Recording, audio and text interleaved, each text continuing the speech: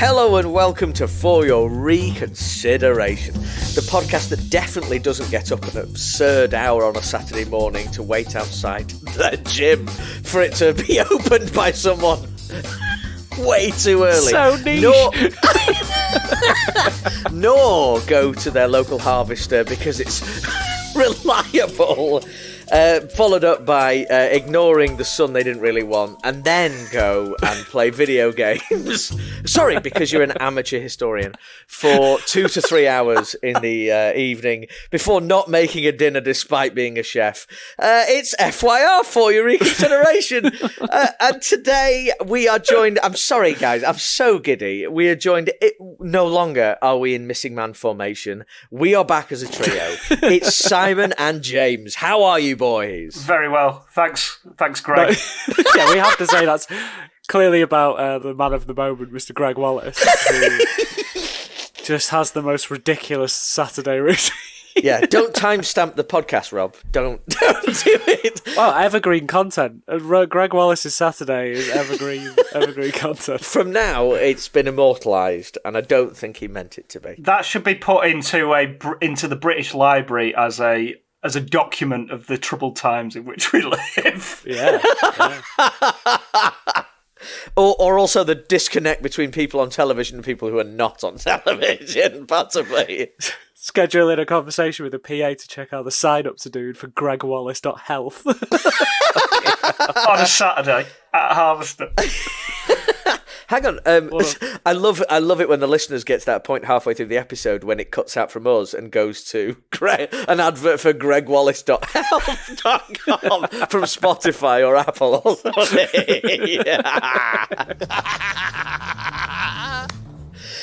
As I've said, we're back as a three, but Simon, it is so great to see you again, man. How are you? It's great. It's been a minute.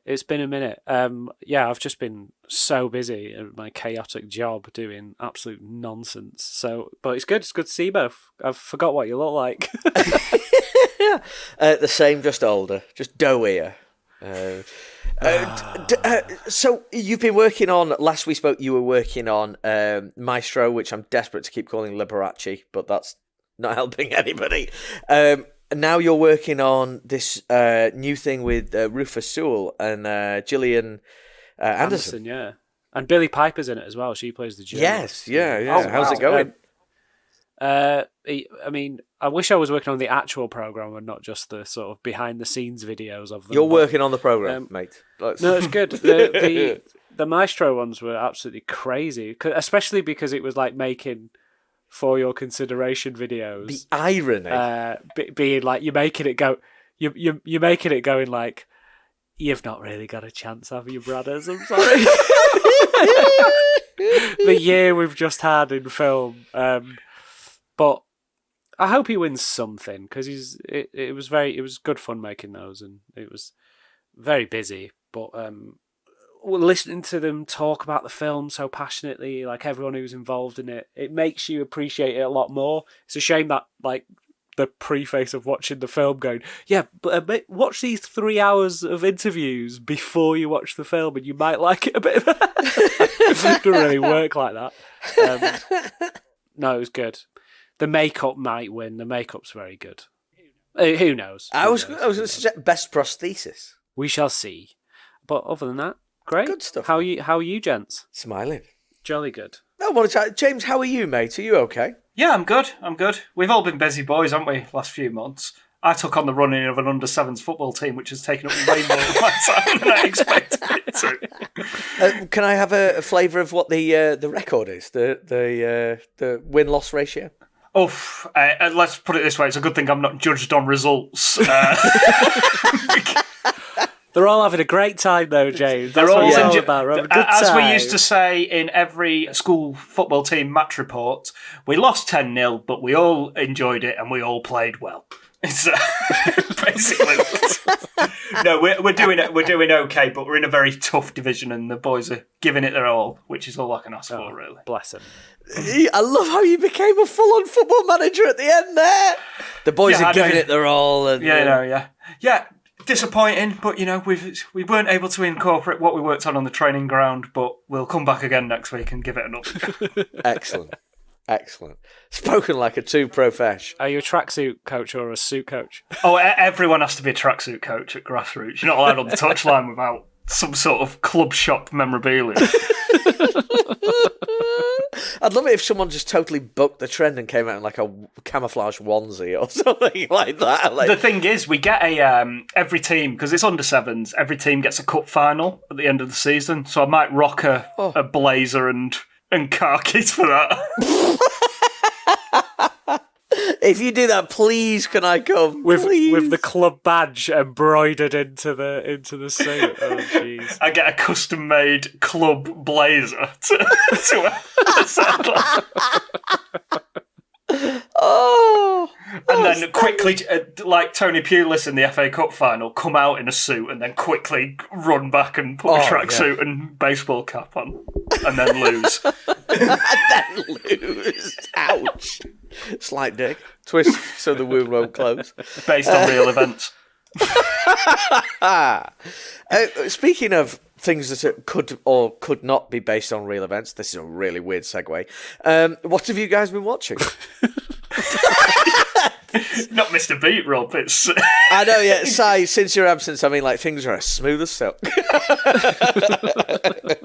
Yeah, I wanted to shout out. I don't watch a lot of TV these days, but there's a couple of TV shows that I've got into over the last month. So I am watching the latest series of True Detective: Night Country, which was obviously just reskinned TV series to make it fit into the True Detective canon. It was clearly supposed to be something else. But it is sort of pretentiously Thing adjacent. Obviously, way too convoluted, but watchable enough. Watched the first 3 so far, and my prediction is that rich paedophiles did it. That's usually what happens in True Detective, isn't it? And real life. Yeah. So there we go. Yeah, it's good. I don't think it's the strongest series. I did watch series 3 actually at the start of this year, and I think that's very underrated. Mahershala Ali is very, very good in that one. He's excellent in that show, isn't he? Yeah. Nice. Another show which I've gotten into, surprisingly. You guys ever watched Top Boy on Netflix?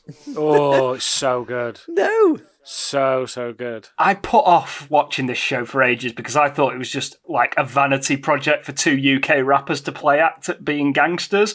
And whilst there are gangland shenanigans aplenty, it's also a really deep show about cycles of violence, how this violence affects the immediate community, and the looming spectre of gentrification.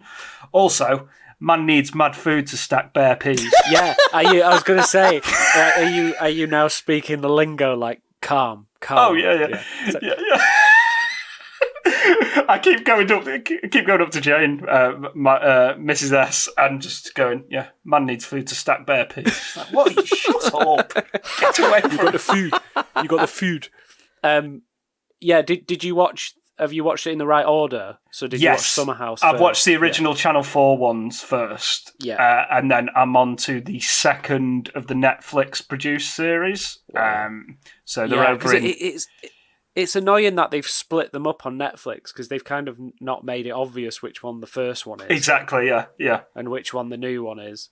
But they're so good. They're really, really, really good. Yeah, so I'm surprised. I was like, I'm just going to give this a go. People say it's really good, but I'm not really into, I'm not really into that kind of music and that scene and stuff. So I was like, all right, I'll give it a go. And then I was like, the performances are really like well considered as well. I thought it was going to be quite big and broad, but it's not like really realistic depiction of sort of the drug trade on these estates in London.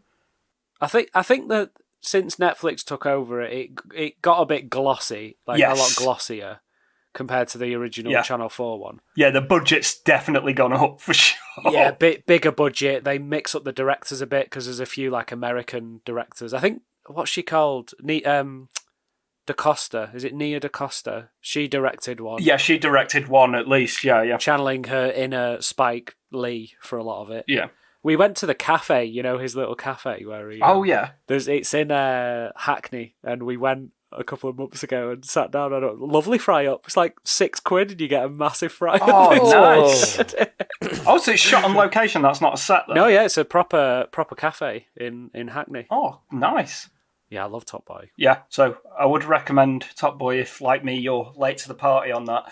And then the last thing I just wanted to shout out, I've been trying to catch up with all the films that have been nominated for Best Picture. So I've done 8 of the 10 so far, and the latest one I saw was The Holdovers, which is anchored by a trio of wonderful performances. The film tells the story of 3 lost, lonely souls who find companionship in one another on a boarding school campus over the Christmas period of 1970. Crazy. Paulie G is especially good here as a cranky and apparently smelly history teacher who masks his own pain by acerbically cutting his privileged students down to size. The film really delights in its bittersweet tone and 70s setting, painstakingly recreating the period to the degree that it not only looks and feels like the time, but if you didn't know any better, you'd swear it was also made then. The film is a tad baggy. It's like 2 hours and 10 minutes, and I thought that was about 20 minutes too long. But ultimately, it seems destined to become a melancholy festive classic for years to come. So top work from Focus Features for putting it out in the UK in January. Yeah, really good work there, guys. So which ones have you not seen?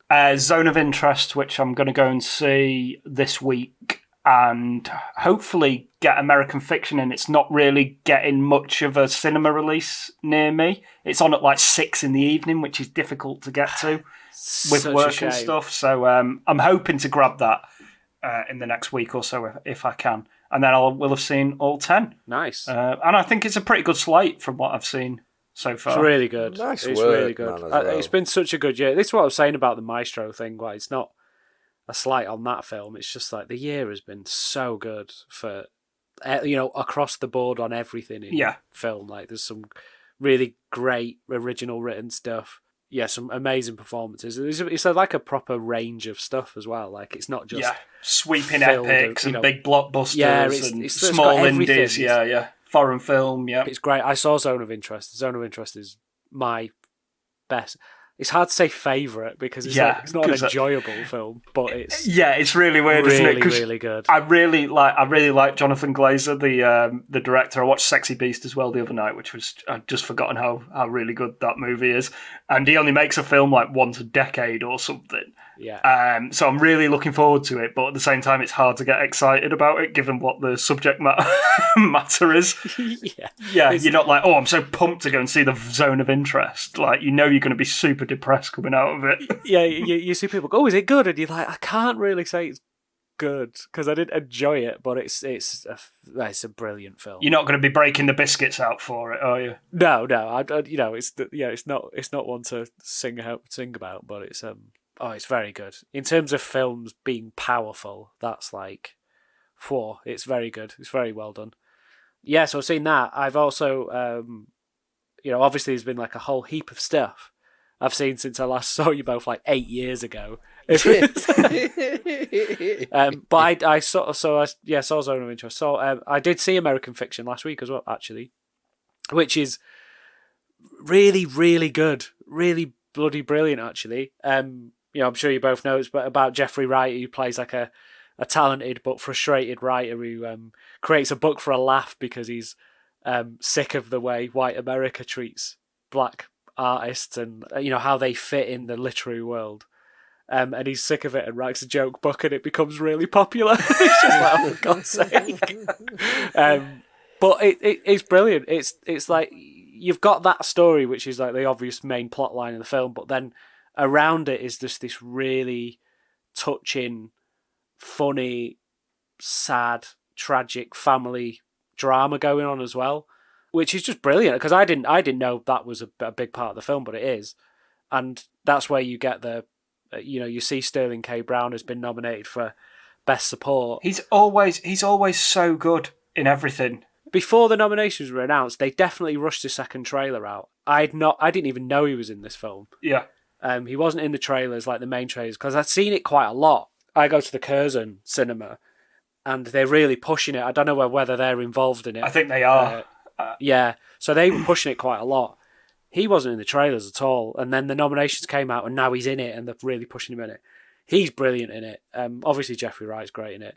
It's one of the funniest films I've seen for a long time, And it is one of, it definitely deserves to be up there in terms of best picture and stuff like that. It's a very good film. I think it's obviously the underdog of the lot, but it's a brilliant film. So yeah, definitely check that out. Another one I saw, I think I mentioned to you both on our little WhatsApp group, an Argentinian film called When Evil Lurks. I've heard about this. I heard about it, from last year. It's it's great. That's what I love about Letterboxd. Is like all of a sudden, like all the cinephiles that you follow are suddenly watching this weird horror movie on Shudder, and you're like, oh, what is that? Oh, that poster looks interesting. That's exactly what it is. And I think the poster, I think it's got the Stranger Things font. It does, which is a great font, but it's not like Stranger Things. It's a way darker than that.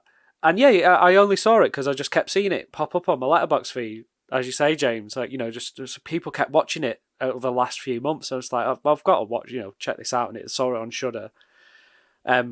So yeah, decided to check it out. But honestly, it's an incredible, disgusting movie. That's just like you're watching it, just like, oh God. It's just. That expression will not communicate over audio, but that was outstanding. Yeah, I like with that one expression. I will immediately watch this now. Like it goes to the head of everything for me now because of that. It's interesting. Like it's quite similar. As you said, James, before, with The True Detective, quite adjacent to the film we're covering tonight. This is another one. There's really high on the practical effects. It's really sort of gruesome, and it's hard to describe without giving too much away. But it's sort of like a apocalyptic horror about two brothers who live in like rural Argentina on like a farm, and they find a demon infected man who's about to apparently give birth to evil itself. So they try and stop it from happening, but inadvertently just cause complete carnage across the farm. This sounds amazing. It really does. It's very good. Yeah, I highly, highly recommend that film. It's very grim and very gross. But you get films like, I don't know if you guys saw that Terrifier. Yes. Yeah, I've been put off that because it just sounds like it's just gore just for the sake of it. Exactly. Like, it is. I think Terrifier, the villain, is amazing. It's a great horror villain, but it just goes too far with the gore for me. It's just a bit like for the sake of it, like as you say. And it's just a bit like, oh, come on, there's no reason for this other than you just being a bit of a sadist. Whereas in this, it's kind of like there's reason for it, and you watch it go like, oh my God, but it works, and it's very well done, and it's just handled so brilliantly. Yeah, I'll stop going on about it. I don't want to spoil it, but it's fantastic. So yeah, if you want to watch a scary, weird, creepy apocalypse film, watch that. It's brilliant. I've literally loaded it up to press play as soon as we finish recording tonight. Oh wow! So I'm straight in there with a cup of soup after this. So yeah, that's that. As I say, there's many other stuff, but I'm also catching up with Fargo season 4. I'm on. Ooh, heard that's interesting. Is that the Chris Rock one? Yeah, which I'm really enjoying as well. I love Fargo. Cool. Does he get slapped by any A-listers impromptually during? Uh-oh! Ah, Richard! It's Richard! Richard! But yeah, really enjoying Fargo. I'm getting it because I've heard season 5 is absolutely brilliant. Yes, so that's what I've heard as well. I need to go back to season 4 because I did start it and I didn't quite click with it, but it's probably just because I was trying to watch 400 other things at the same time. It's just too much. Yeah, it's too way much. Too much. Everybody just needs to slow down. Anyway, Rob, what Bigfoot pictures have you been watching? Well, I don't know whether you heard the last episode, Si, but I'm disillusioned with the Bigfoot world at the moment. I know, I do remember. Yeah, I'm to the point that tonight there isn't even a Bigfoot corner. Oh, what the fuck? This was the whole point of coming back. There's no Bigfoot corner. I think the Bigfoot world needs to make it up to me more than anybody else before we continue. We need to plan FYR Bigfoot Corner, the side shoot Bigfoot Corner Live, and do that nationwide tour of all the Bigfoot sightings in the UK. Oh, yes. So that you sent us in the channel. in our WhatsApp group. Yeah. It's like, we should do this and record it. Take a year off work. Well, having a look at it, we could do it in 4 days. So I was sent a image of... let's not forget the jingle, impromptu Bigfoot Corner. Oh, sorry, yeah. Oh, impromptu, let's do it now. Okay. Bigfoot Corner. That's all I wanted. I don't care what the news is. Just so, impromptu jingle. Bigfoot Corner. I was sent a... Because obviously I follow some accounts that do purport to offer Bigfoot evidence. And I obviously enjoy that quite a lot. But I'm now very disillusioned after what happened at the end of Expedition Bigfoot. So it will take a lot to break down these cold walls around my heart. Do you feel conned, Rob? Do you feel like you've been conned? Betrayed more than anything else. I was sent this image of all the Bigfoot sightings in the UK over the last 20 years, and it actually reinvigorated a little spark that has been otherwise subdued in recent months. Some greatness around us. Haslingden, which is not very far away in Lancashire. Simon, you pointed out rather charmingly that Bigfoot had been practicing his short game at Ellesmere Golf Club, of all places, over near the Wirral. Which is when did quite these fascinating. sightings take place? I mean, is the just trail sometime in still the last fresh? 20 years. The trail is not fresh. Some of the sightings on the map didn't even have dates attached to it. But I do feel in a fortunate position when I'm being sent this kind of thing. So if anyone will be a hot on the trail of the big brown machine, it will be me. Well, there's that new movie coming out, isn't there, with Jesse Eisenberg, his own contribution to the pantheon of Bigfoot pictures.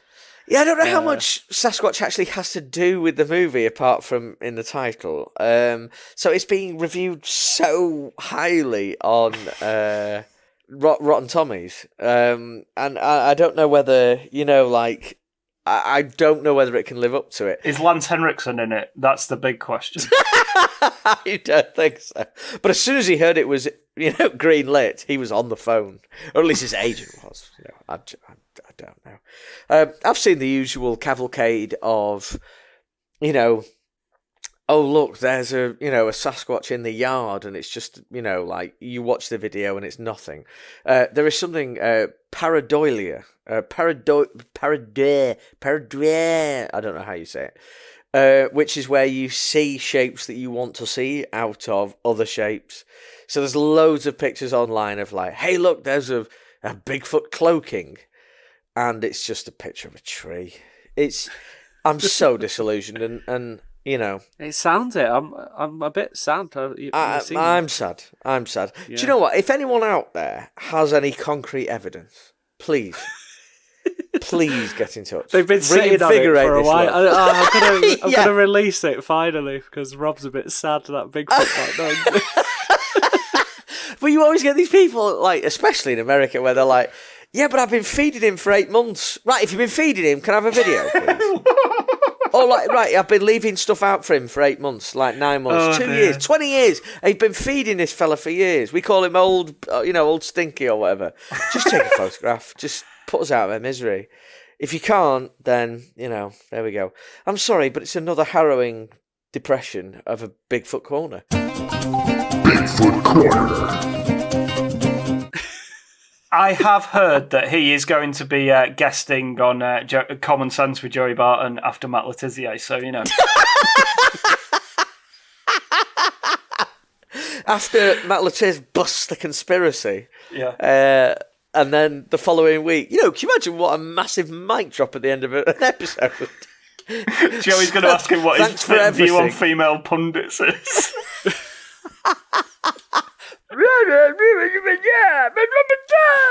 In fact, doesn't that sound like every other gammon-headed commentator? Yeah. Sorry, that's enough. Right, so what have I been watching? I've been watching Fortitude, or as our good friend Matt Pickup said, Mayor of Fortitude Town. I've been watching Yellowstone, of course, because they keep attacking our way of life. And I've been watching. I watched Wonka, which was great. Cried my eyes out at the end of that. Oh, I watched that as well. Yeah, it's lovely. With Timmy Chalamet. Doesn't Timmy Chalamet sound like someone from A Christmas Carol? Like, oh, don't do that! You'll damage Timmy Chalamet's legs. The kids very much enjoyed Wonka. I was left wondering at the end because it's very wholesome. Wonka, the character of Wonka in the movie was really wholesome. You know, Chalamet's sort of incarnation. Pure heart. Like, when did he get all sort of like? I want to know the sequel to this, basically. Yeah, when did he get all like aloof and manslaughtery? Yeah. When did all that happen? I was expecting a villain arc like the Joker. So we should. Yeah, that's we're not getting what that. The sequel is, where he decides to like terrorize children with his inventions. This is it. So there's got to be some like key moments. But Hugh Grant, outstanding as Lofty. Just Olivia Colman's good in it, isn't she? Olivia Colman's outstanding, as is it Tom Davis? Tom Davis and Patterson Joseph from Peep Show. Right, Patterson Joseph stole a lot for me. Fantastic, yeah. So we're singing them songs all day, every day at the moment. And when the kids don't want to do something, you know, like 1,800 boxes. That's the if you've seen the film, that's the kicker. I was sure I'd seen something else in this morass of other stuff. Not sure I have. Oh, Bedknobs and Broomsticks. There's a hot take. You saw Twister. You watched Twister the other day, didn't you? Oh, I did. Yeah. Superb. Oh, God. Absolute potty mouth central. We've not done Twister, have we? No, we haven't. No. Was that in honour of the 10-year anniversary of the passing of Philip Seymour Hoffman, Rob, that you put that film on? It was. I'm so sorry it wasn't. It was just because my boy said, I want to see people die from tornadoes. I've got just the film. I've got just the film. It's either that or the Richard Armitage Prime Special, actually, which I can't remember the title of, which is also good, which is a little bit harder because it features a man being electrocuted and set on fire while he's being sucked into a tornado, which my 6-year-old son thought was magnificent. Primo entertainment. Did he enjoy the cow being taken away by the tornado? Very much, very much. He asked how they did that. I didn't. It's real. But I didn't ruin the illusion. I couldn't bring myself to do it. They murdered several cows. Yeah. With the wind. absolute horror that he now thinks that they took fans into a cow enclosure and just sent them airborne. Because he did say halfway through it, how did they do this? Is there a behind the scenes? And I had to find I found a VHS upload of a making of Yander Bont giving it the full beans on how they made Twister. He loved it. This is great. I'm enjoying all this. Oh, the Dial of Destiny. Dial a Ride of Destiny. So I think we have our detractors, principally on this podcast. I think history will be so kind to this. I don't. I really do. I think it will be completely forgotten. Fair dues, man. I actually can't remember it that much. Which emphasises one of our points, brackets, it's not mine. I need to watch it again. I wasn't a big fan, but... But the thing is, where Indy's concerned, I'm so soft. I'll forgive anything, pretty much. And I forgave Sounds a lot like here. you're pretty hard for Indy, to be honest, rather than...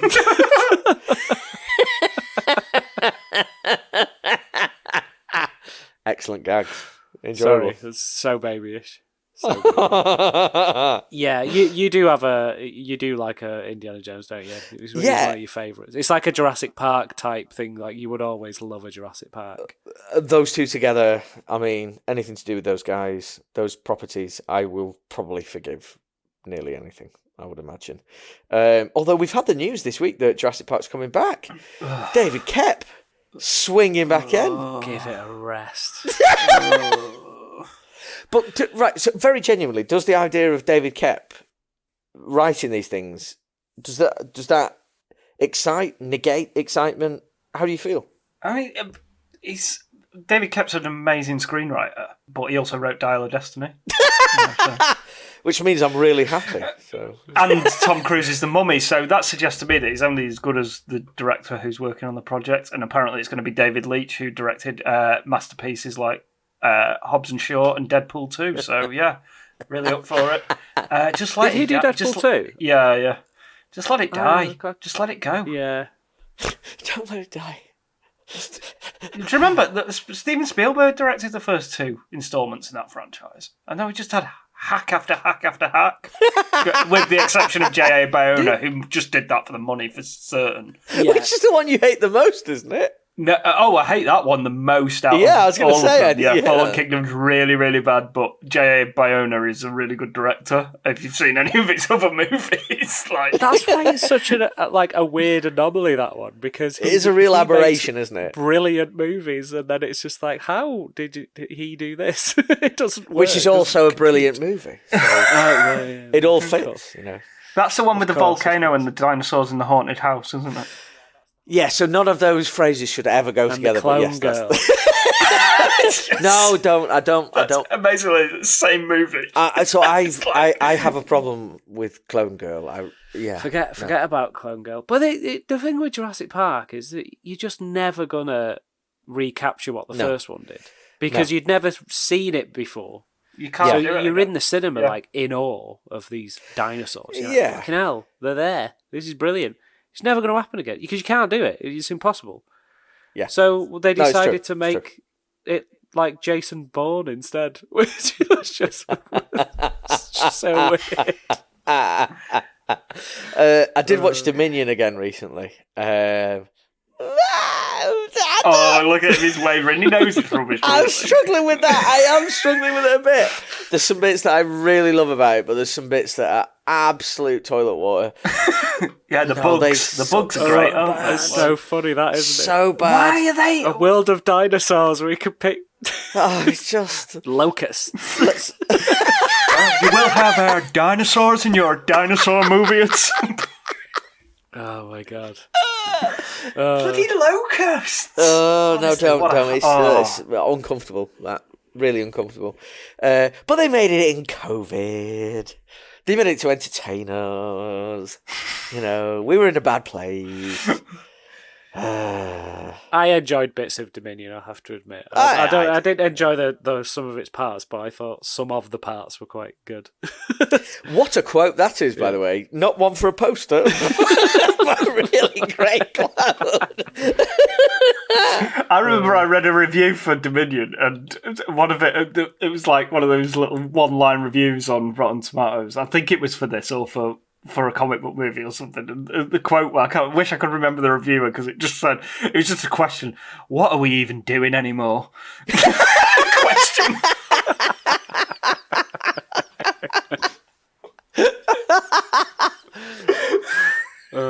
It might not have been Dominion, but it was a Dominion-esque sort of blockbuster. Like, critic had just completely lost the will. It's like, what are we even doing anymore? Well, can we go? I don't know how we've ended up talking about Dominion again, but can we go from the ridiculous, which even I can admit it is, to the sublime with tonight's film? Yes, absolutely. Let's get into it. So, Si, it's with great pleasure I can say it's your pick. It is. What have you got for us? I was kind of like, because it's been a while, and I was just, I can't find my list anyway. I have a list of films to cover, and I can't find. Twister was on there. I should remember Twister. And I was like, because it's been a while, let's come back with something pretty good. Kind of cheating to pick it, but it still does qualify, I think. Hopefully, which we'll sort of find out soon enough. But yeah, why not? So, do we need an intro? Is this the intro? Give us a log line, dude. Tell us. Okay. So, an uber-manly research facility in Antarctica comes across an alien force that can become anything it touches. The team, led by beardy hunk Kurt Russell, must challenge paranoia and their own sensitive masculinity to find out who is human and who is not before it's too late. This is, of course, John Carpenter's 1982 classic, The Thing. Mayday. Mayday. Bring the newly voted. This is US Station 31. You read me? Found something in the ice. We need some help down here. Can anybody hear me? We found something. Found something. We found something.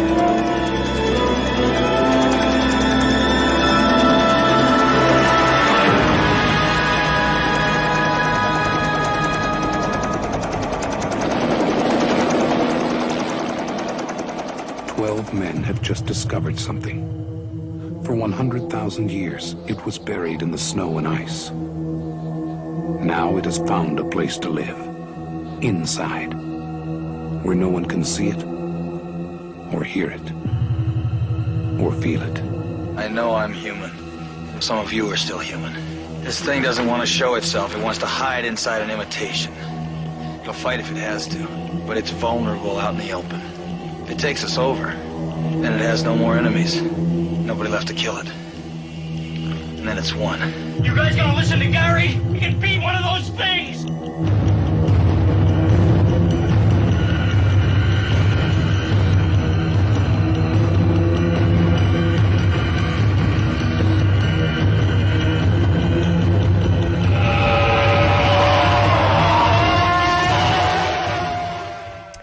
Bum, bum.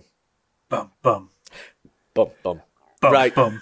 I'm just going to do that in the background The for thing. the whole episode.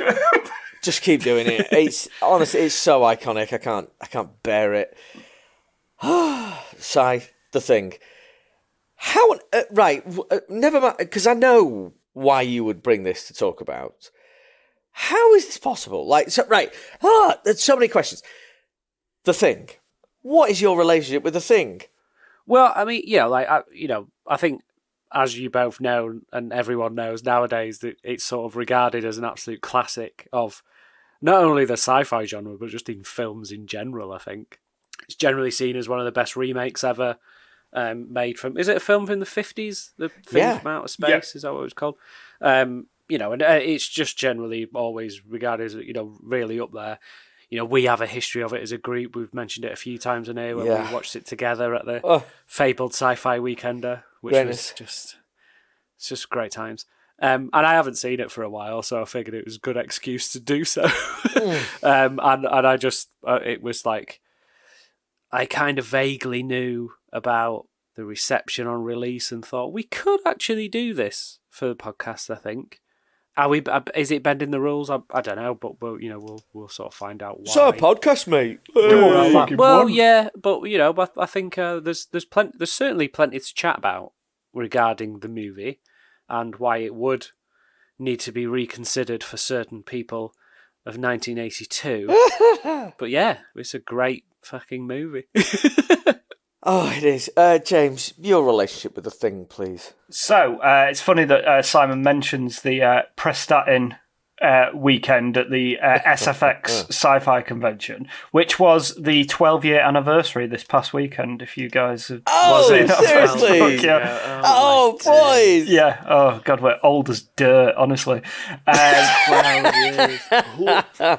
So, an incredibly funny weekend, which was the highlight of which, for me, was seeing The Thing for the first time on the big screen at that weekender.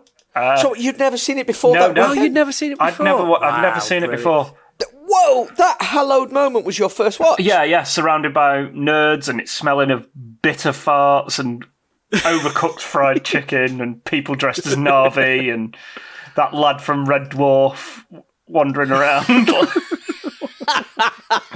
So yeah, that's when I took in the majesty of The Thing for the first time, and it's probably the film I've watched the most over the last decade. I've seen it at least 4 or 5 times now. I own the pristine collector's edition 4K. Oh, it's so attractive, that set. Yeah, which has the 2011 reboot prequel type thing on included, which Chucked in. Yeah, which we might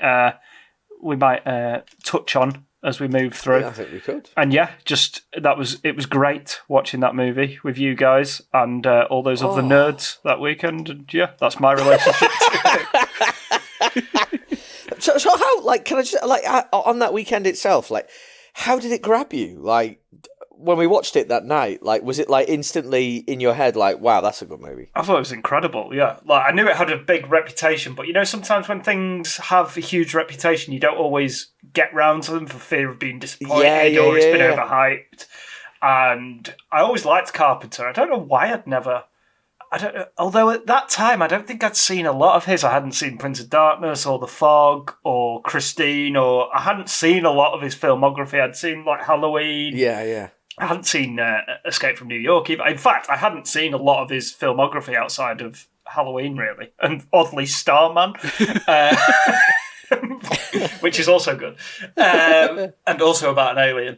So, yeah, I remember sitting down to watch it. I was a bit apprehensive because is this going to be dead scary and dead gross? Because I knew it had a bit of a reputation. I just thought it was one of the best, like, sci-fi horror thrillers that I'd ever watched. As well, one of my top 5 films is Ridley Scott's Alien, and I thought, is it going to be sort of a poor imitation of this? And there's some shared DNA with that film, but ultimately it's an entirely different beast, and they're both masterpieces in my humble opinion. Absolutely. My absolute adoration for every word you just said there, James.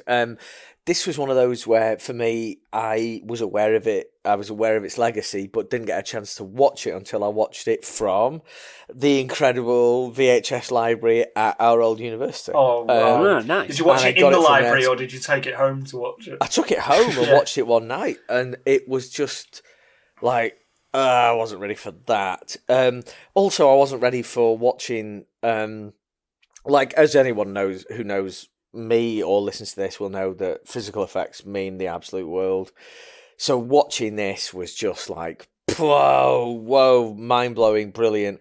But it's not just that. Like there is obviously a monumental skill in effective physical effects, but there's also, can you do it in tandem with an incredible story?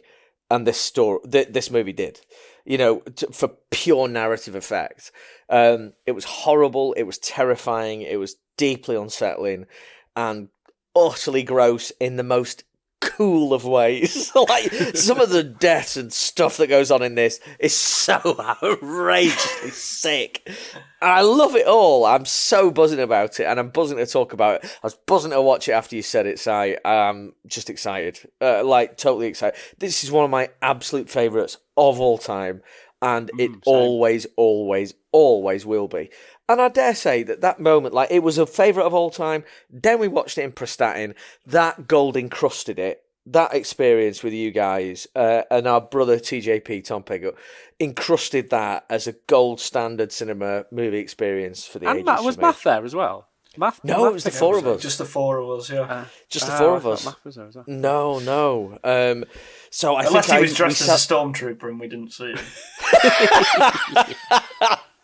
Or the geezer in the papier-mâché Jabba the Hutt outfit. Some cracking cosplay going on there. Honestly, you guys, you have no idea the sights we saw that weekend. Brian Blessed. Second-rate milkman Han Solo.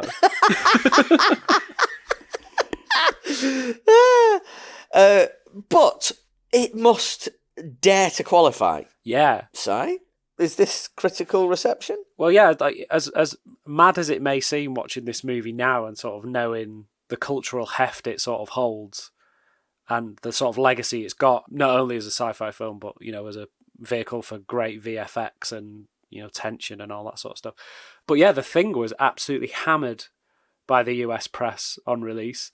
Didn't go down well at all. Vincent Canby of the New York Times said, Carpenter has demonstrated that he can make good, comparatively plain, old-fashioned scare movies and effective suspense thrillers, but he seems to lose his own head when he combines two or more genres, as he does here. It's too phony-looking to be disgusting and qualifies only as instant junk. Wasn't the only one to be down on the film. Gary Arnold of the Washington Post called it a wretched excess. And David Keir of the Chicago Tribune called Carpenter's direction slow, dark, and stately. He seems to be aiming for an enveloping, novelistic kind of effect, but all he gets is heaviness and boredom. And sorry, not even Eves liked it. He thought it was a pale imitation of Alien, and said it wasn't worth watching because that did it better as well as the original did it better. And I think ultimately, you touched on it a second ago, James, I think that what's this, 3 years after Alien? Yeah. Probably still in the conscious of sort of critics, certainly critics. And I think that's possibly one of the reasons why it suffered critically was, coming so soon after what is, and at the time was regarded as like a complete game changer of a film. Yeah. In both sci-fi and in horror. It was always going to be directly compared to that because of the similar vibes it gets. I do think they are different enough. I don't think it's, it's not. I think John Carpenter himself said he wanted to avoid the man in a suit aesthetic, definitely which he did didn't that. like in Alien. Yeah, like he didn't want it to be just like as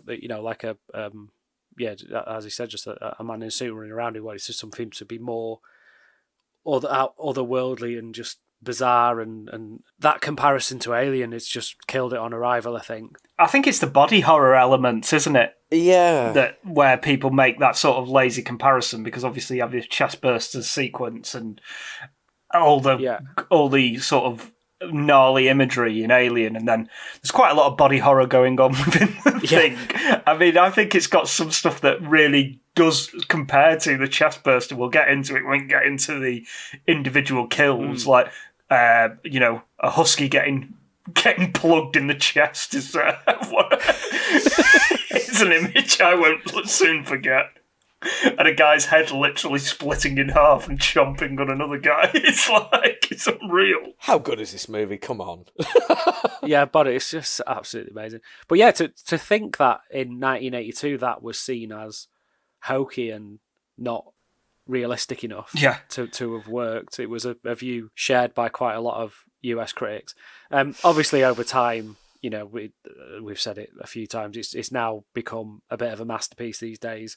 Yeah. And all those sort of positive retrospective reviews have since boosted the Rotten Tomatoes score to 85%.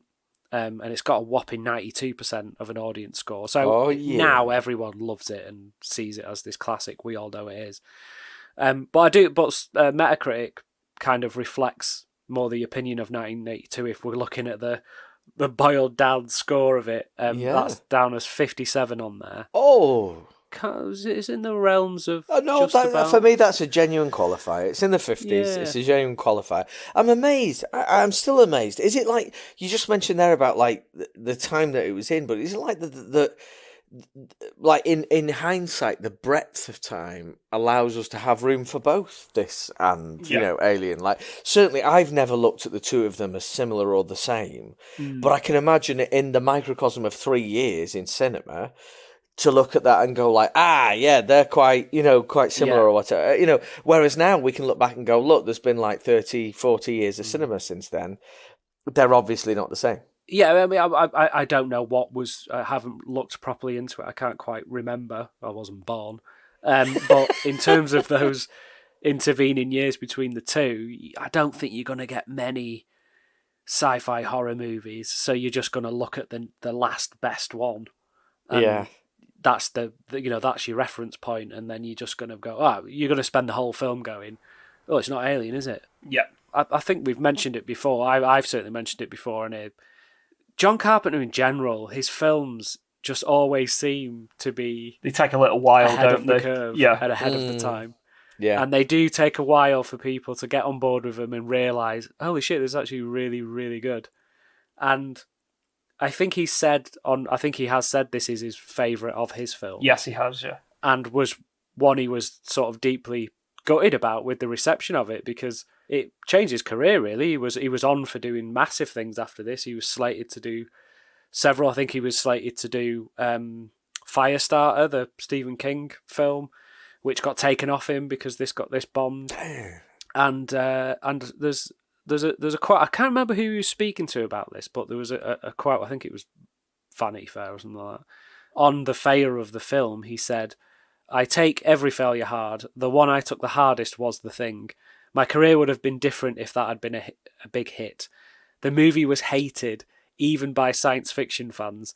They thought that I had betrayed some kind of trust, and the piling on was insane. even the original movie's director, Christian Nyby, was dissing me. So it was a wide panning for this film and for John Carpenter himself. And I hope he feels vindicated now, but it's just, how have they got this so wrong?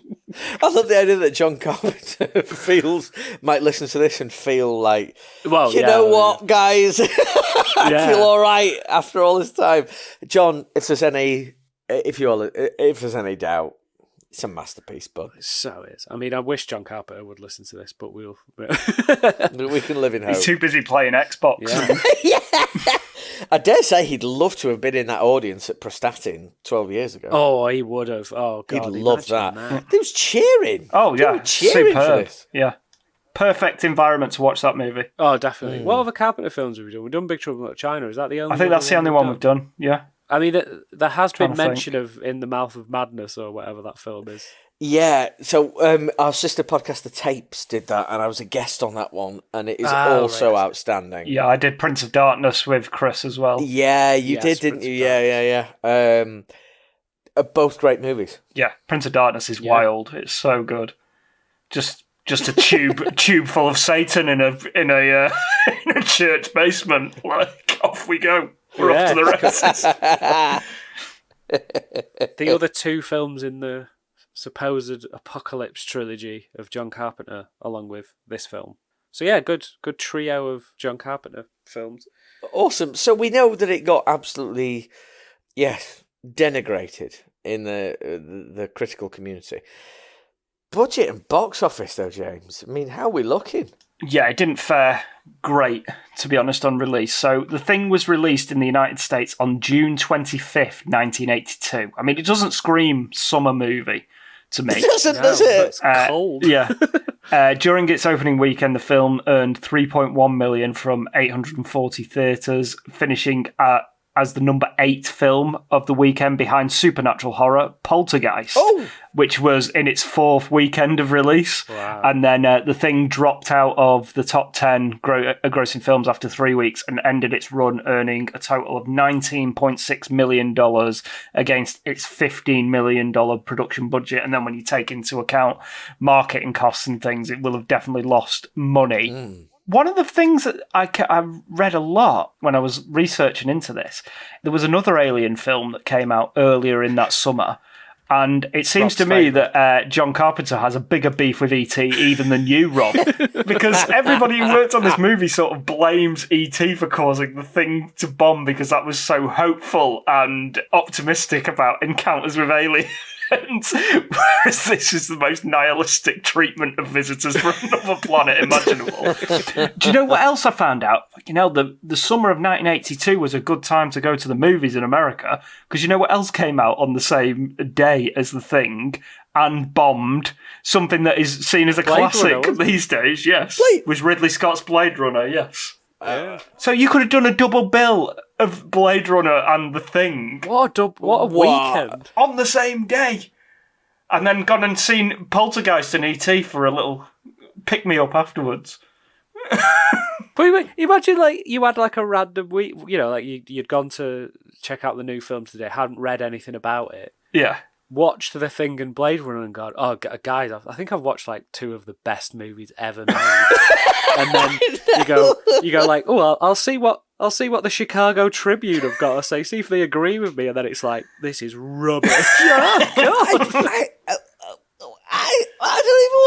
don't know what to say or do about that. I mean, obviously, I feel like E.T. as a sinister alien was a companion piece to The Thing. So that doesn't surprise. Like 2 films about the same topic. But one of them made $750 million worth. Yeah, that's the other one was dead on arrival.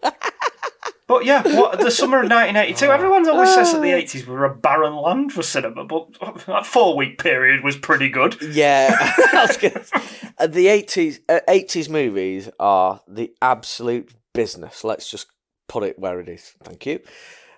That's incredible, to hear that. And I love hearing about the context of why a film, certainly at the box office, might live or die or whatever. I mean, I'm assuming that in the grand scheme of things, The Thing has done all right on VHS and DVD and all that kind of stuff. Oh, it's been reissued so many times. It's available on 4K now. There's collector's editions. There'll be another massive, no doubt, when there's the 50-year anniversary, they'll do, which is closer than you might think. Actually, yeah, 8 years away.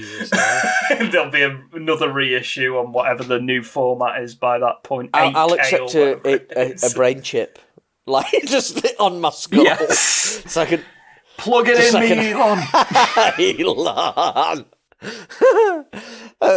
So let's go straight into the movie itself, because obviously there's a lot to discuss here. At this point, can I ask about the prequel? Because or the reboot prequel, the pre-bute, with the same name. Why is the it prequel? The same name? That's problematic. Because it's just trading off IP. That's all it is. James, I know it came with your set, didn't it? Yes, it did, Jeff. And did you watch it? Yes, I've watched it for the first time last week. I'd never got round to it. And it was sort of what I expected it to be, which was sort of like, so it deals with the Norwegian researchers who made the discovery. I didn't think it was terrible, for starters. I didn't think it was good either. But it wasn't the disaster that it was pegged as when it first came out. Yeah, I think. And that director is not, I can't pronounce his name. He's got a Scandinavian name that I can't pronounce. And he hasn't worked in Hollywood since this film came out. But, Joel Edgerton's in it and Mary Elizabeth Winstead's in it. It's got a decent cast. The CG's pretty rubbish. But for me, it just felt like it's almost like a beat-for-beat remake of Carpenter's film, but set before it with different researchers.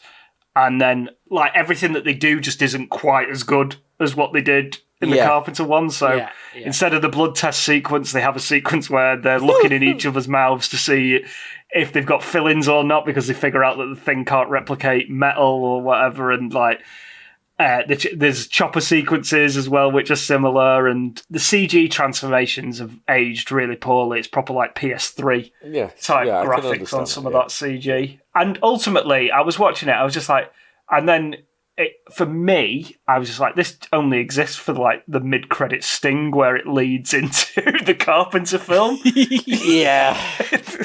I liked it a lot more than I thought it would. I did too, if I'm honest. Because I was going to ask, Si, what did you think? Because did you watch it this week as well, or? Yeah, it was a good. I'm glad we sort of all watched it, really. To sort of, I am. I mean, it makes you realise how good the thing is. More mainly, yes.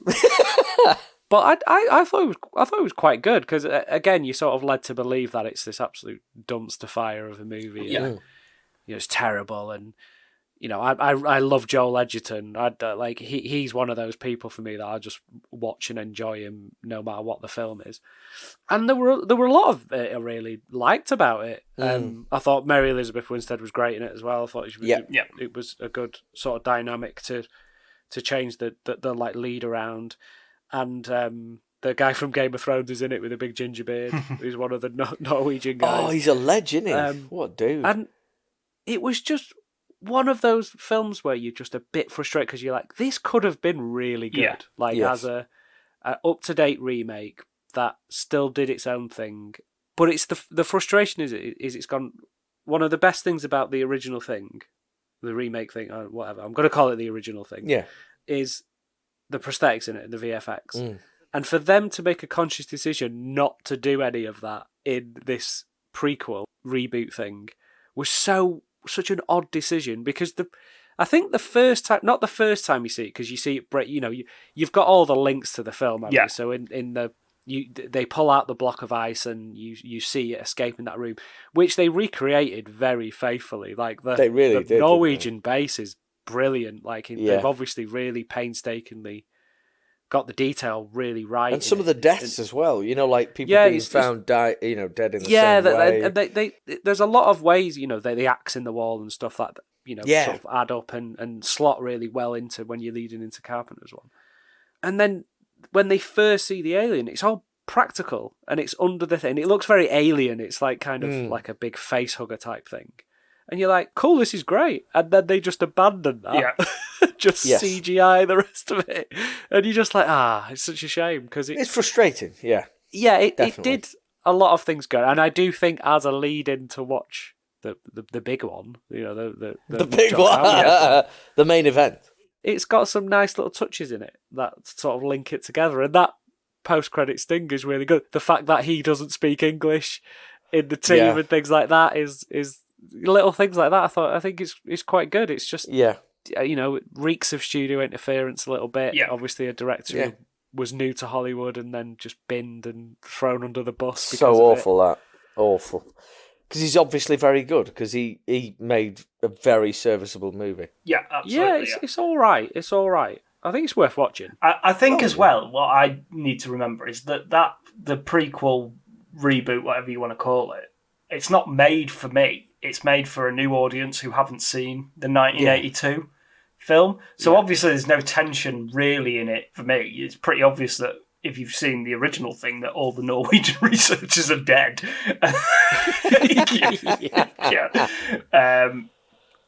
So it's quite a nice exercise in connecting the dots from the original film. Yeah. But yeah, it's not going to work for somebody who's...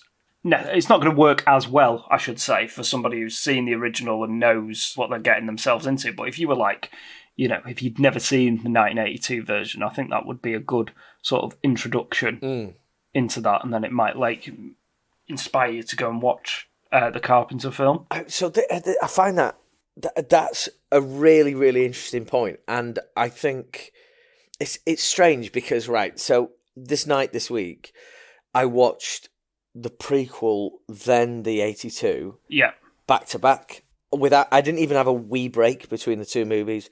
Had a wee break about an hour into the thing because I'm in my 40s and I had to. But I went straight through from one to the other. Things that staggered me was the tone and flavour of the prequel changed and started seamlessly going into the 82 version. So even the colour scheme just changed just a touch, and then it became almost seamless. Yeah, genuinely because the end of the first one the prequel ends with the dog on the ice running and all this kind of stuff. The guys get in the helicopter to chase the dogs, trying to shoot it down, all that kind of stuff. And it was all about the angles became suddenly that you're hiding by the time you're going through the credits of the prequel, you're hiding the identity or the faces of the Norwegian crew that are in the thing. Sorry, you can't say the thing when you're talking about movie colour thing. When they're in the helicopter. And it was very seamless. And I'm telling you, as soon as I got to the end of the movie, I pressed play on the 82 version. So I went from one to the other in minutes, and it really, really worked. It worked so well that it absolutely decimated any tension in the 82 version because you knew exactly what was going on and that the dog was, carrying the, Also, though, have you noticed that, so I saw, obviously in researching, I've not done a great deal of research because, but I found out that and I checked it myself, the subtitles for the Norwegian guys when they get off, so at the start of the thing, the 82 thing, when the dog runs to the camp, the music's absolutely insane. The music, by the way, seamless between the two movies. You could play it through and it will link because they do the Morricone score at the end of the prequel into the new one, it's superb. Anyway, the dog runs to the camp, the guys come out, and the Norwegian dude jumps out of the helicopter, and he's all shouting at them, all this kind of stuff. And at the bottom of the screen it says, "The dog is an alien thing." Right, there we go. Right, great, super. So if you happen to have subtitles on, the tension is gone as well. So if anything, isn't it wonderful that a movie that wants to work so hard, preserve the mystery, preserve the mystique, and enhance the experience of the 1982 version, a version that was 30 years earlier, is still outstripped by the version 30 years earlier in every department. And I mean that with total love and respect. to both things, because I think the people that made the Thing prequel really loved it, actually. Yeah, I think you they can really tell, yeah. tried to do the best. And like you say, Si, there's so many elements in it that are so faithfully recreated. They just don't get near to the absolute animalistic, visceral quality of that movie. Yeah. And I don't think anything does. I really don't think anything does. It's a weird, like, double-edged sword, really, isn't it? Because while I do like those little Easter eggs and the little linky bits, it's kind of the reason I don't like Alien Covenant that much. Because it erases all the mystery of the original Alien film. Because it's trying so hard to sew the story threads together and join them up. And you probably got this more, Rob, because you watched it directly after the other one. As you say, it did zap the tension of the 82 one. So all those little mystery, when MacReady goes to the Norwegian camp and it's just all sort of just everything's been burnt down, and they see like the videos of what they found, and they're starting to piece it together along with us. If you go into that film knowing what it is, all that's gone. You're so right. It is made with a lot of love, and because I know the Thing so well, I kind of enjoyed it because of that. Yeah. But then you're like, you're losing something from what makes that original one so good because of all those mysterious bits you're trying to figure out, as much as MacReady and the rest of the crew are trying to figure out as the film goes on. And I think Carpenter said a similar thing with Halloween, with Rob Zombie's Halloween versions. Oh, two of the most awful movies ever made. Yeah, he gave a backstory to Michael Myers, and Carpenter's like, but that's the whole point of Halloween. Is you don't know. There's no explanation for what this thing is. You don't know whether he's just a big strong guy, or he's demonic or whatever, and you just kind of taken all that away because you've just given him backstory. Because you made him trailer trash, basically. Yeah, made him just an angry trailer trash person. And I think that's one of the things I love about John Carpenter's films and his style, is there's always that weird, mysterious, unexplainable element to everything. So you've got like Escape from New York when he and you just see shadows running and you don't know who they are. Yeah. And they're just running back. Assault on Precinct 13. It's never explained who the people who assault they're prisoners. they're just baddies. Yeah, just baddies. Just never explained. Love that stuff. And all those Halloween, as I just said, there's always that weird tone of like, I don't really know what's going on here, and it's making me a bit uneasy watching it. And I think there's a shot in this one which is like the perfect sort of explanation of that, is when the dog comes in and he's just mooching around the base, and he goes into a room and you just see the shadow of one of the guys on the wall. You don't know who it is. Yeah. And I'm pretty sure it's not one of the actors, it's just some randomer, because you can't recognise who it is, who is the first one to get taken over by the Thing. And the prequel just erases all of that stuff, unfortunately. It's true. It is true. So it's an odd one. It's an odd one with that prequel. But I liked it. It's just good. But no, I think like if you go into something with a lot of love, that can come across, and I think that's what did come across in that film. But at the same time, it's just, sadly, it's just not as good. Yeah. No, it's just it's really not as good. And the Thing exists in its own little, it should be able to exist in its own little microcosm of greatness, I think. But because I think so much of the Thing and its potency relies on the fact that you don't know who's got it, or the fact that it's transmissible or anything like that. So what it means is when you do the reboot in the way that they did this reboot, or prequel or prequote or whatever you want to call it, like it's like we've seen two sets of scientists come to terms with and discover that there's an alien organism replicating, the organisms it takes over, so as to blend in before taking them over as well, or killing them. And it's like, so when you see that in The Thing, it's unbelievably horrible.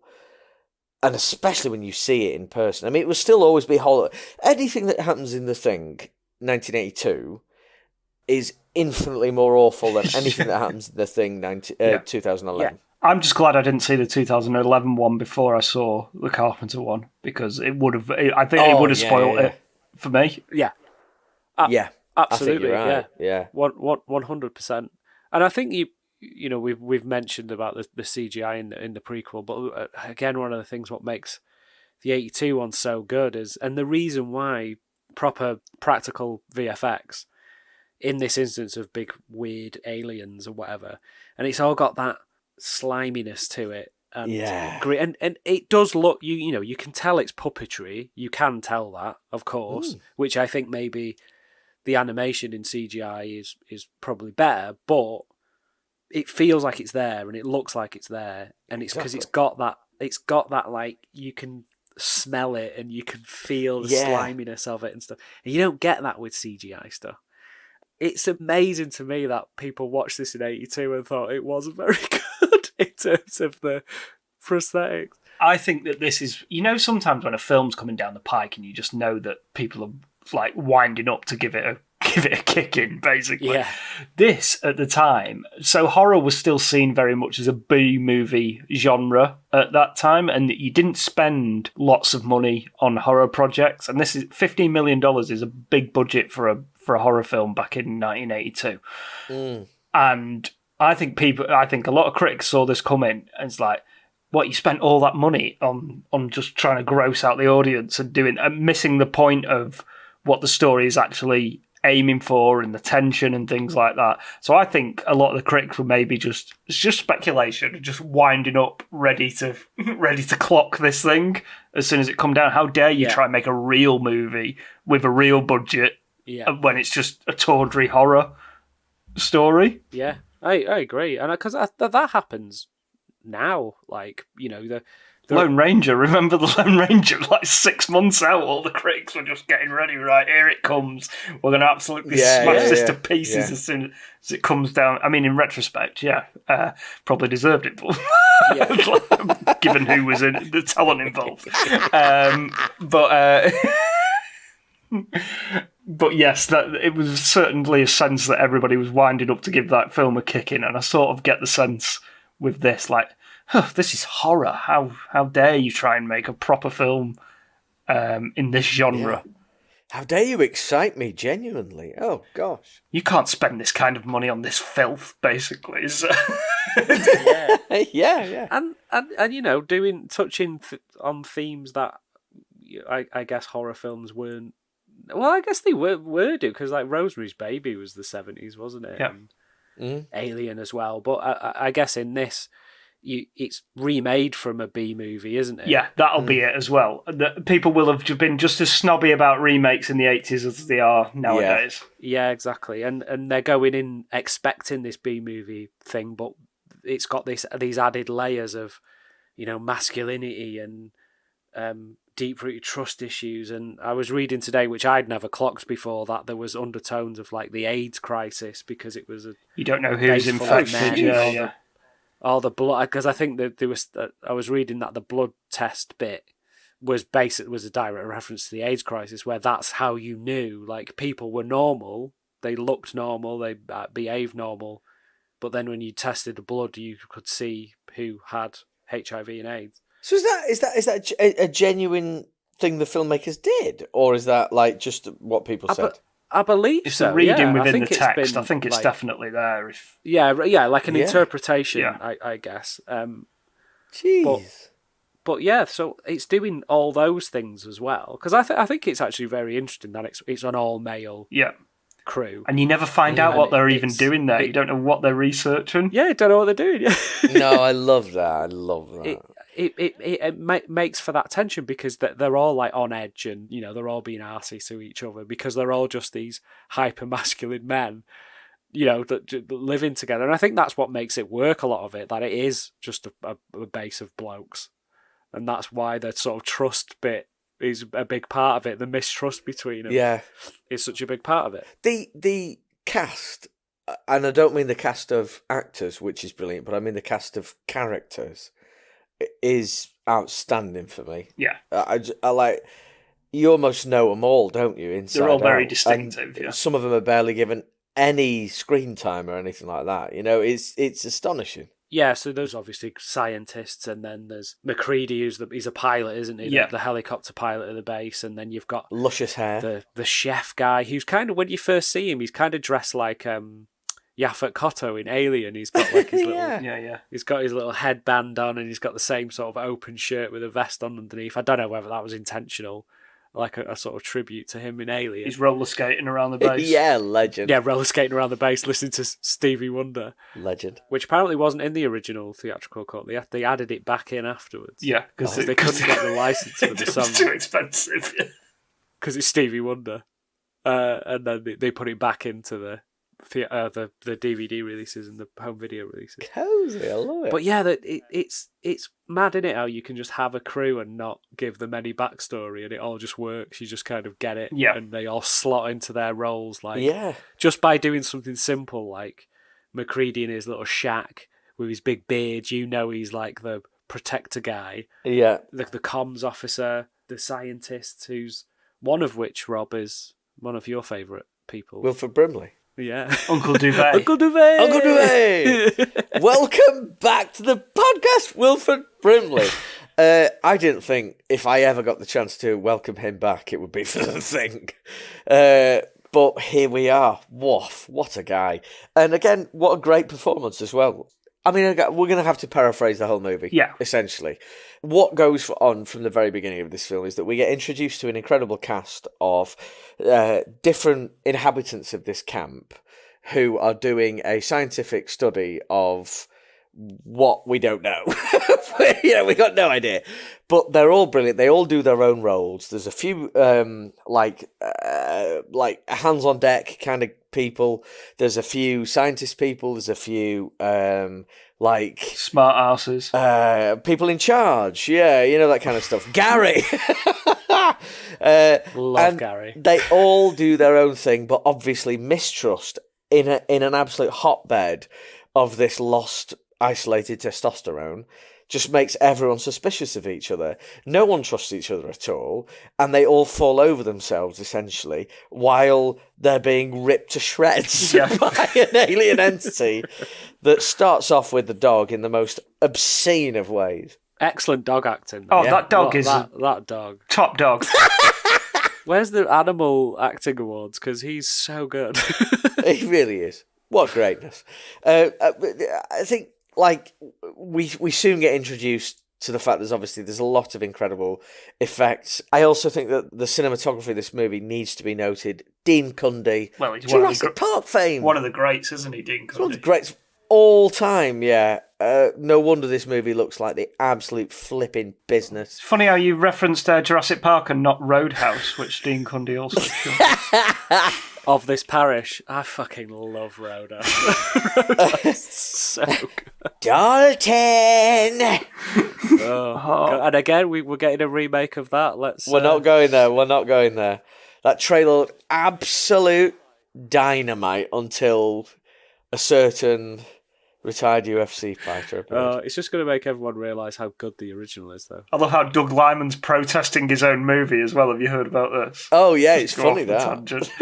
It's like they said they were going to put it in theatres, and so I'm refusing to promote it, basically, because it's going straight to streaming. He said he's not going to anything. I wonder what type of Doug Liman film we're going to get. A Born Identity or a Jumper? Yeah, you never know with Doug, do you, really? He's been a bit more consistent since he started working with Tom Cruise, but he can be a little hit and miss, can't he? Well, I think the trailer suggests we might get both. Yes, absolutely. Yeah, Starry was great. And then honestly, I'm so into everything about that. I think Gyllenhaal will be great. It'll be great. It'll be fine. But then it will go wrong, obviously, because of... the little Irish fella. Yeah, that other person. Yeah. Rob Bartan is in charge of special effects here. Does an astonishing job. Also, special thanks in the credits go to Stan Winston. Wasn't there a guy, the guy who was in charge of the effects, wasn't he something like 21 or something? 22 when he started the project. 22, and he's just like... It's like... You're like going to work, you're like a 40-year-old, 45-year-old grip who's been doing this job for years, and then this young kid is like, who the fuck's this guy? And then he shows you this dog splitting in half. He's like, what? Yeah, it's mad. Which is the favourite of the Thing monsters that he creates for you guys, in terms of the various contraptions? Because I don't think we need to go through this movie step by step. It's, I think everybody listening will have seen it. We've covered quite a lot of it anyway, haven't we? We actually have, yeah. So the Thing comes into the base and it starts picking people off because it can replicate anyone that it comes in contact with. Yeah. And if you've not seen it, go and watch it immediately. You will have the best night of your life. It ends with such a wonderful what-if moment. So, spoiler alert, gang, if you've not seen it, go watch it, kind of thing. But, right, if you're still here, so my kids were so interested to know what was going on with me watching these movies this night. Because I'd said to them, kids, if you get up tonight, promise me you won't come into the lounge. Because, obviously, some sick stuff going on in there. At any moment, someone's arms might get bitten off by a man's belly. So the kids were like, what rating is this film? Is it a 12? And I said, no, it's an 18. And they were like, like the horror was absolute, because you don't get many of them anymore. The horror was absolutely gigantic. They couldn't fathom that. So they're like, what is it about? And I said, it's about an alien from space that kills people. And they were like, what does it look like? And I said, it could be in any of us. And again, they were just like, the idea that any of us could be the thing, it's just so primal and instinctive to go, oh, God, no. They hated the idea. So they asked me questions about it all the time. All the time. And at the end, they said, does the goodie win? And I said, I don't know. None of us do. Yeah. I just love how, the way all the sort of characters are in it. Some of them are quite odd anyway. Yeah. So they're immediately suspicious. You're immediately suspicious of these people. Like, I think he's called Clark, the one who looks after the dogs. Oh, yeah. And you're kind of suspicious of him. Because it's just great that you're in the same boat as everyone else. I mean, you're kind of hoping and thinking that McCready is the one who's you can trust out of everyone. Because he's obviously the main guy in the movie with his gorgeous beard. So, he's probably the exception to the rule. But everyone else, you're just like, oh, God, no idea. It's just similar to Alien, I guess. You have that kind of class divide between the people in the base. Yeah. So they don't like each other because of that. And then you've got this alien thing going. And then there are people who are just like, they've seen a dog split in half, but then they're still refusing to believe what's going on. And they're just like, no, this is not possible. So then you don't trust them, but it's just all set up so brilliantly. It really is. There's misdirection everywhere as well. Gary's arc is brilliant. Yeah, because he's weird as well, isn't he? He's pure so misdirection. Edgy the whole time. And then he gets to the line of the movie. He does get the line of the Gary movie. has big sort of Paul Blart energy, nobody trusts him and nobody respects him, essentially. He's like Rent-A-Cop. He's not head of the police force, is he, or anything like that, to be stationed up in Antarctica as security. Yeah. He's in over his head, isn't he? He's nervous the whole time. Yeah. He's a great shot, though. Oh, yeah. Because he's clearly not up to the task, and the one time he's called upon, it's like, oh, fuck, I've got to do my job now. Yeah. What? He's the one time I've got a sort order. It's an alien invasion. Oh, great! We have some iconic scenes. Obviously, a lot of it is. Some of the iconic stuff is through the practical effects and the astonishing levels of gore, but also I think with tension and staging, the blood test scene is one of the greatest of any cinema moment all time for me. Oh, it's just an incredible set piece. I don't think there's tension like it. There's tension in cinema, obviously, tension in great movies, but this is up there amongst the absolute finest for me. It's the sound as well, isn't it? When he puts the copper wire in there. It goes right through me. Yeah. That's just excellent, isn't it? Yeah, that will automatically make it quite tense. But I also think that scene matters because of the character work you've done beforehand in a very short amount of time, and you sort of care or at least know enough about everyone for their deaths and their fates to matter, which means that that scene just carries so much weight, and it's absolutely heinous. When things go wrong, it's so heinous. And the creature design is just so good. Tentacles flicking and flying everywhere, globs of blood flying all over the place, but teeth emerging from orifices. to eat people. It is outstanding. It's all so good. And then I like the motives of all the people in it as well. So, like, who's Wilford Brimley's character? Blair, yeah. Yeah. So he quickly realises that, you know, if this gets out the base and into the world, this is going to cause the end of the world because it's just that. Yeah, he's doing those computations on his lovely old computer, isn't he? Yeah. And so you just get him, like, now and again popping up, like, smashing things up and stuff. And you just like, oh, what? I mean, is he doing this or is the alien doing it? And then I don't think you ever find out who sabotaged the blood either, because they're talking about doing the blood test. I didn't think I found it. Because they thought it was Gary, because he was one of the only ones with the keys. But Gary didn't have the, you know. Yeah, and then, when they do get to that blood test bit, and it's so tense and so quiet, and then it's just the biggest jump scare of the film. Oh, dear. It just pops out the bigger, and then it just all goes nuts. Oh, God, it's so good. I'm trying to think which one my favourite alien was. I think the one with the belly where it bites his arm. Yeah, and then his disembodied head rolls onto the floor and becomes a spider. Yeah. And it's got one of the best laugh moments as well in that when they see his head spider like trying to sneak out the room like yeah. And like they're all just looking at it like double taking it. Like, oh, it's brilliant. You've got it's to be kidding me. And great use of flamethrowers in this movie. Super use. And lovely crumpling effects of when fire hits tissue. Like, it's used a lot. The flamethrowers is used a lot in the same way flares are used a lot. You know, that like practical lighting. Yeah, because everything's quite blue because it's night is. and snow. But then you've got the red flares and the orange fire, and it just looks like so nice. Like every time really they pop the flares, you're like, Vic Reeves rubbing your legs like, oh no, Dean Cundy. He's got McCready and Ian Malcolm, flare dons of cinema. Oh yeah, flares. Love the flares. Flare dons.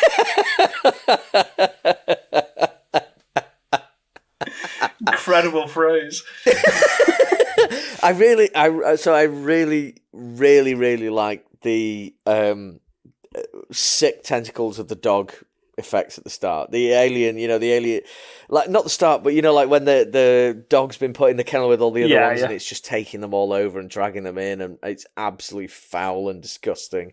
And spaffing everywhere. I don't know how it's done. I'll never know, and I also don't want to know because it's that good. I want to preserve that mystique and mystery.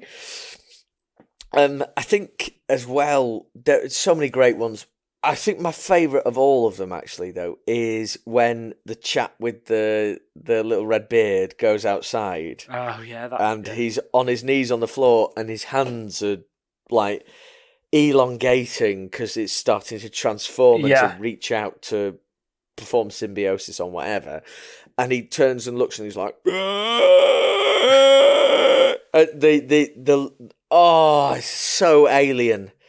I don't mean the movie, just the whole feel of looking at that is alien. Yeah, and that's horrific. Yeah, it's horrifying. It's horrifying. So that is not only my favourite alien effect, but it's my favourite bit in the movie. Lads, what is your favourite bit in the movie? I've got to go with the... so during the blood test, when the jump scare happens, and then it turns out that Palmer is the thing, and he's like, his head starts splitting open and stuff like that, and McCready's like to Windows like, get him, and he freezes, and then Palmer's head splits in two and chomps on him like an alligator. Yes. And then it cuts to the shot where it's Keith David and Gary, and the actor who plays Gary, like tied to this chair, absolutely terrified, and in the background you've got Palmer chomping down windows like this, and it's so absurd and horrible, and that it makes you laugh because it's just so ridiculous what is happening, but so scary at the same time, and disgusting, and just so violent, and then it leads to one of the best lines in cinema, which we just need to can we have that? Like, can we drop this in here as an honourable mention? I know you gentlemen have been through a lot. And when you find the time, I'd rather not spend the rest of this winter tied to this fucking couch! It's too good. But I know I agree, because that's another favourite of mine, is that when it's like the Venus flytrap around Windows' head, absolutely, and like waving him around, and he's like this flailing below. His body is just being flailed. There's blood spraying everywhere. It's awful. Imagine if you're in that position of Gary and Childs, where you just like strapped to the chair and you can't move. It's like, get me off the chair. You would be shitting yourself. Man. Yeah, it's elite. It's elite level cinema. It's just so sorry, Si. Yeah. What is your favourite moment of the movie? No, I was going to say Gary's line about the couch. but another bit. My other favourite bit is also involving Gary. It's like towards the end of the film where Wilford Brimley is now the thing. Oof. Oh yeah. You don't see Knowles die, I don't think. I'm not sure if that got cut but you don't see him. No, he just disappears. Yeah. But then Gary's death is so horrible. The fingers through the face. Yeah, he just gets because he's at various points in the film, the alien has been some weird sort of halfway through turning into the things. You know, he's trying to replicate, so he's kind of like mangled and all that. But he's actually done it with Wilford Brimley, so it's just him walking around, and he just sticks his fingers in his face, and it's just so horrible. But again, it just looks amazing. Yeah, it becomes one with him. And then he merges with him, and you've got that. It cuts back to him because McCready realises what's going on, and he's like, "Oh," and then it cuts back to him, and he's just dragging him, and with his hand still buried in his face. Yeah, and he's like become part of him. And it's like, oh my god, it's so good. There was a bit I was thinking about which I didn't really clock in the film. They're always trying to blame McCready, aren't they? They're all trying to accuse McCready of being the thing at like loads of points. Is that the alien realising he's the biggest threat, and that's why they're trying to could be frame him? Because it protects itself, doesn't it? And it protects itself in all sorts of ways. So could be. And it's because it happens a few times where they're just like they're just trying to get rid of him and cut him loose and all that. Because it's definitely him. He's definitely the thing. But whereas me as a viewer and as a big lover of Jack Burton, I'm like, nah, it's not. That's Kurt Russell. There's no way. He's not. Especially when he comes back in, because he's brilliant at conveying dependable honesty as well, even under the threat of an alien sort of like organism that wants to take over your body. Yeah, he's just great, Kurt Russell. And it's just so annoying when you see that this was it one of three films with John Carpenter that all bombed at the box office, and it's just like, oh, poor Kurt Russell. He's brilliant. He's just so good. As our friend Tom Pickett would say, they don't want it. Not ready for such gorgeous manliness. We must. It would be remiss of us not to discuss the ending and our theory on the ending, because it's one of the great ambiguous endings. It is. It really is. So at the end, it is just Kurt Russell's McCready and Keith David. This is his first significant on-screen acting role. I didn't realise that. He's really good at it as well. Yeah, I'm so glad. So Keith David oozes charisma. Yeah, and he's really good in the movie. And the big thing at the end of this movie is, who is the thing out of the two of them? Is it McCready? Is it Childs? Is it both of them? Or is it neither of them? Yeah. So, do you have theories? Does it not matter? We follow McCready in the underground bit, in the mine where he's trying to blow it all up. And you're like, there's no way he could have survived that. He's just kind of sacrificed himself. He's blown everything up. Surely he can't survive that. So that's my thinking, that maybe it's him. But then with Childs, he's disappeared for the last 20 minutes. It's like, usually when that happens, they're probably the alien at this point. Yeah. But when I was watching it, I kind of have always flipped between the two of them. When I was watching it last night, I think neither of them are. I think they're both at that point where they've done it and they've killed it, but they're just so broken mentally that they just can never trust another man again. and they just can't. And I love that with that line when he just says, like, let's just wait and see what happens, because they can't do anything. Yeah, they're screwed either way. They're screwed either way, all of them. And it's just such a good ending. It's brilliant. And it's brave, isn't it? It's a brave ending. Yeah. Yeah. For what it's worth, I think that Childs is the thing, and the reason that I think this is there's a line of dialogue about halfway through the movie where they talk about that they should prepare their own meals because it only needs like a little particle in order to replicate you. And the reason I think Childs is the thing is because just before he arrives out of nowhere, MacReady is about to take a sip from his J&B whiskey bottle. And he doesn't because he's startled by the appearance of Childs. And then he hands it to Childs. And Childs just, without even thinking, just takes a swig right away. And if he was concerned about MacReady being the thing, damn, he wouldn't do that. He wouldn't take the swig. It's a bit like with the chess computer right at the very start. So MacReady, he hates the chess machine and he poisons it basically. He basically pulls, and that reveals to him that it's cheating basically. So I think it's that. I think that's why Childs is because it's imitating a human, but he wouldn't know that they'd all decided not to share like utensils and stuff like that. That is, I've never thought of it like that, but that makes total sense of the chess bit now. That's genius, James. Well done. Wait. Tell me hang on a second. Tell me the chess bit again. So the chess game is imitating a person playing chess. Yeah. And MacReady gets to the point that he can only defeat it by basically short-circuiting it. So in the same way that the chess computer can't... I might be reaching too far here, but the chess computer can't handle the booze.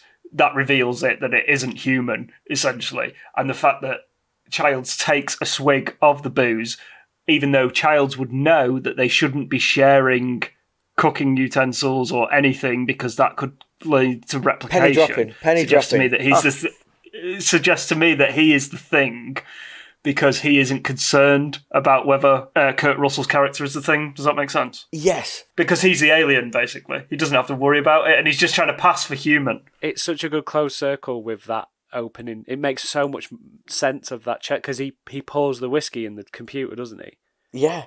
And he does, yeah. And that's why he chuckles to himself because it reveals itself. And because they make such a point of him pouring the whiskey and then pouring the whiskey into the computer. Oh, that's really good, that is. Because everyone's had their theories over the years, haven't they? And I think Dean Cundy had said that he thinks it's MacReady who is the thing because he did a lighting trick with eyes during the movie. Yeah. Where there's like a glint in people's eyes, and he was like, oh, and MacReady had it. But John Carpenter has since debunked that and said he has no clue. He's talking shit. I love the people that made the movie don't know. I love that. That's so good. Like, they were all on set. They went to all this effort. They made the sets, the effort. Yep. There's fire in the background. The set was destroyed. And they don't know what the ending is themselves. I love that effort. That boldness. It ultimately comes down to either way, whichever way, it doesn't matter because, they're, like Simon says, they're screwed whatever happens because either one of them's a thing and it hibernates until the rescue team shows up in the spring and then takes over the world, or neither of them the thing and they both die in the cold anyway. Yeah, because that's what I thought happened. That was my take. Was that they both neither were the thing, and they both died in about 90 minutes to 2 hours of being frozen to death, which is harrowing and pointless and so much less dramatic. Yeah, but that's amazing. Like that, all those tick boxes and callbacks. Yeah, are brilliant there, James. Yeah, I'd love to know what people think online. Please weigh in. I'd never seen or thought about that. That's very good, James. Oh, you're a smart cookie. Thanks. That's really good. I know. I've just seen it it only dropped on this rewatch because mine was like, well, you just don't know, do you? And then I thought more about the chess computer over the last couple of days. That's brilliant. Because I have to say, watching this in the most recent one, that chess sequence did really stand out to me as like, it's a bit weird how he it's in there for some reason, isn't it? You're right. But yeah, so Carpenter is apparently the only one who knows for sure and won't reveal it. Which is funny because he didn't even write the script for this. Somebody else wrote it. As he says, he claims Dean Cundy's full of shit. I think in terms of a screenwriting point of view, that's surely got to be something. Because why else You would would that think be so, something? because usually the you've got to go to the effort of filming that chess sequence, haven't you? Yeah. Screenwriting 101 is that you end up back where you started, Yeah, essentially. exactly, Is that you loop back round, and something that is introduced in the first act comes back to prevalence within the closing of the film. Definitely. Because it's done really obviously nowadays, isn't it, with this foreshadowing. Yeah. I call it the Edgar Wright school of foreshadowing, where it's just so obvious that you see something and you go like, oh, well, that's going to come back in a bit. Like someone's like got an axe and they're just pretty much winking at the camera like, ooh, look at this. Ooh. I've dropped this axe behind the chest of drawers. Ooh. And then you just know that's going to come back later on. Whereas here, it's a lot more subtle. Yeah. And it doesn't spoil the movie whether you make that connection or not, or if you go off on that tangent, and it's not that anyway, because the ending is powerful, whichever interpretation you take from it. It's good. Did you hear I haven't played the video game, but there is a video game which is apparently canon, which is set after. Oh, right. You're the rescue team who go back to the base. Oh, Christ! I really want to play it. I don't know what thing it's on. Yeah, I bet you can't play it. Isn't there like a stat that like 90% of games that have ever been made are currently unavailable play, because of all the different format changes? Yeah. So I'm having a look now. It's a 2002 PS2 game. PS2. Yeah, so you have to break your PS2 out of. Yeah. So in that you find Childs is frozen to death, so he wasn't the thing. Right. And MacReady had managed to escape. I'm going to have to go on YouTube and see. So I'm looking at it on YouTube right now. It looks quite a bit like GoldenEye. A quite congested GoldenEye. But yeah, I mean, there's many interpretations. I think that's why the ending's so good. We've chatted about the ending for like 20 minutes of just the question of which one is. That's one of the most interesting ending out there. It's like the Blade Runner ending, isn't it, as well? Like, is he a replicant or not? Like, no one knows for sure. And they both came out on the same day. Yeah, they both came out on the same day. That's brilliant. They don't want it, Tom. They don't want it. These people don't want it. Goodness me. Of course, with Blade Runner, it's even muddier, isn't it? Because you've had the sequel, and also Ridley's recut that film about 3 different times, so I don't even know if he's a replicant. Yeah. I mean, I've seen that film 3 times at least. He should be a replicant, but the sequel kind of says he's not, right? That's how... Right. No, I've not seen the sequel. I can't remember. It might not have. Have you not seen it, Rob? Oh, no, I've seen their interview. Him and Gosling's interview with Alison Hammond many times, where they get on the gym. Oh, that's brilliant. Yes, very good. It's very good. I've never seen Harrison Ford offer so much in an interview before. He's so boring. But in that, he's just like, he's having a good time and he's really enjoying it. Basically, he gets on her. She gets him on side by saying she's never seen the original Blade Runner, and it shocks him, and he's like, "Oh right, okay, here we go." I don't want to talk about how brilliant I am. Let's just mess around. Yeah, it's very good. It's such a good interview. But yeah, I still don't know. But it makes the ending great. Who knows? I'd like to think MacReady isn't. Basically, so would I. Yeah. So, for your reconsideration, this might be quite a foregone conclusion for listeners. But, James, for your reconsideration, The Thing. No. Don't bother. Watch Alien, it's better. So, over 40 years later, and John Carpenter's The Thing remains as gruesomely effective as it always was. They sure as hell don't make them like this anymore. I'm going to big up the 4K transfer because it is magnificent. It amplifies Cundy's cinematography, the brilliantly horrible practical effects, and Kurt's Baby Blues to a god-tier level of sharpness. The score, plus the unrelentingly bleak and suspenseful story aren't half bad either.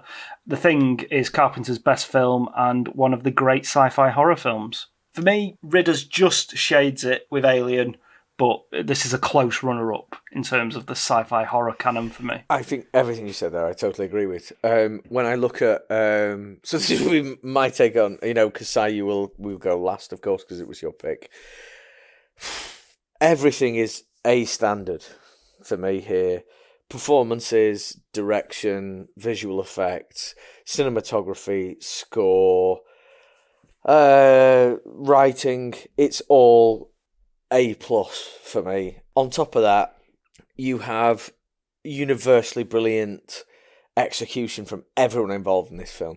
And I think this is some of the most standout sci-fi horror that you will find anywhere at all, if not the standout.